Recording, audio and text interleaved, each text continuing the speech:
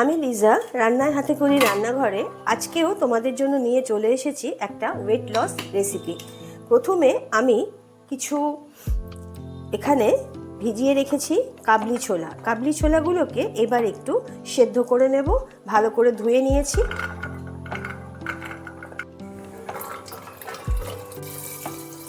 পরিমাণ মতন জল দিয়ে গ্যাস ওভেনের ওপর বসিয়ে কুকারের ঢাকনা বন্ধ করে মোটামুটি 4-5টা সিটি দিতে হবে। কাবলি ছোলা সেদ্ধ হয়ে গেছে, ওটা নামিয়ে দিয়ে আমি ডেকচির মধ্যে একটু জল বসিয়ে দিয়েছি। জলটা রীতিমতো ফুটতে শুরু করেছে। এবার এখানে যে সোয়া গ্রানুলস যেগুলো আছে, মোদ্দা কথা হচ্ছে যেগুলো কিমা, সয়াবিনের যে কিমা, সেটার পরিমাপটা একেবারে অ্যাকিউরেট কিছু নেই। আমি এই কাবলি ছোলার পরিমাণ অনুযায়ী এই বাটির 1 বাটি একটু দিয়ে দিলাম। এখানে একটু হাতা দিয়ে নাড়িয়ে দিয়ে ভালোভাবে ফুটিয়ে একটু বন্ধ করে দিচ্ছি।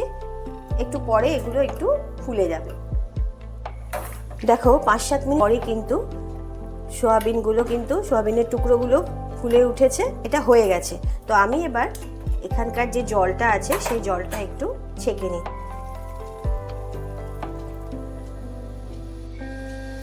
চলো এবার ছোলাটা দেখি হয়েছে কিনা সেদ্ধ।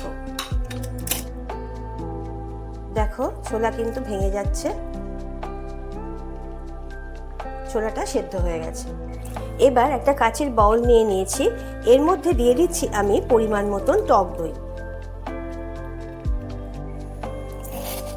টক দইয়ের মধ্যে পরিমাণ মতন দিয়ে দিচ্ছি লবণ, আর দিচ্ছি পরিমাণ মতো গোলমরিচ।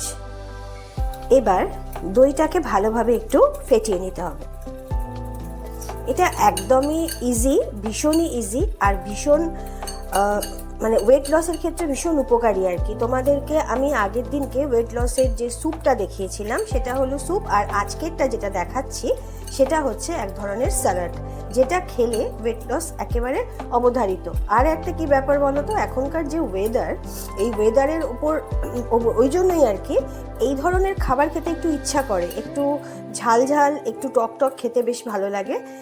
আর যদি এটা ভেবে খাওয়া যায় যে শরীরের উপকারী হবে, তাহলে তো না খাওয়ার কোনো কারণ নেই।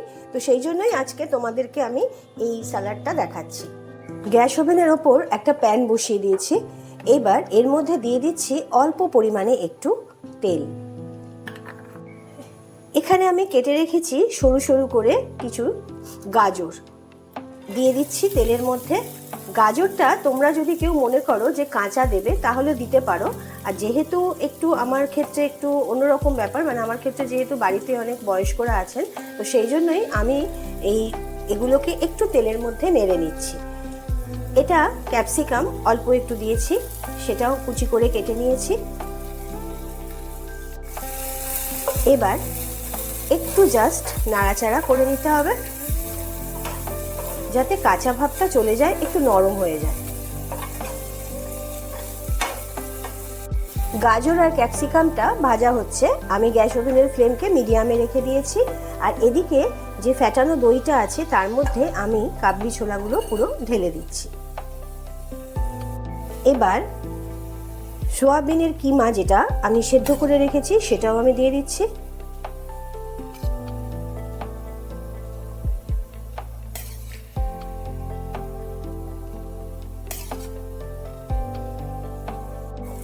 আর এদিকে মোটামুটি গাজর আর ক্যাপসিকামটা একটু ভাজা ভাজা হয়ে গেছে। দিয়ে দিচ্ছি কেটে রাখা টমেটোটাও যদি তোমরা কেউ মনে করো কাঁচা দেবে তাহলে দিতে পারো। আমি একটু তেলের মধ্যে সতে করে নিচ্ছি। খুব হালকা করেই ভেজে নিতে হবে। একটা শসাকে কেটে নিয়েছি সরু সরু করে, এটাও আমি দিয়ে দিচ্ছি এর মধ্যে। আর দিয়ে দিচ্ছি কেটে রাখা পেঁয়াজগুলো একেবারে সরু সরু করে কেটে নিয়েছি। এবার এটাকে ভালোভাবে একটু মেখে নিতে হবে, এদিক ওদিক করে নিই। রাত্রে কিন্তু এটা তোমরা যদি খাও তাহলে কিন্তু একেবারে পেটটা ভরে যায়, এটা কিন্তু খেয়াল রাখতে হবে। সাধারণত ওয়েট লসের জন্য যে জিনিসগুলো দরকার, তবে একটা কথা বলে রাখি, যদি তোমরা নিরামিষ খাও তাহলে, যারা আর কি মাছ মাংস কিছু খাও না, তাদের জন্য সোয়াবিনটা আজকে আমি দিয়েছি বা আমি নিজেও দিয়েছি। যদি মনে করো এই কিমার জায়গায় কিন্তু চিকেন কিমাও দিতে পারো। এটা পুরোপুরি ভাজা হয়ে গেছে, এবার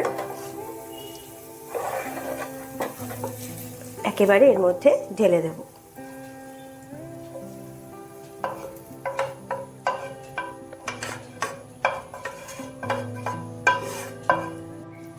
বলো, সিম্পল হলো তো?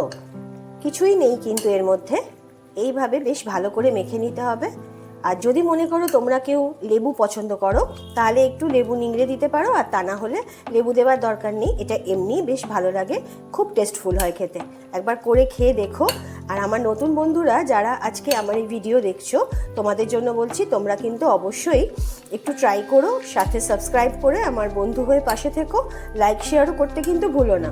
আর যারা পুরনো বন্ধু, তোমরা অবশ্যই কিন্তু আমাকে কমেন্ট বক্সে জানিও আজকের রেসিপি তোমাদের কীরকম লাগলো।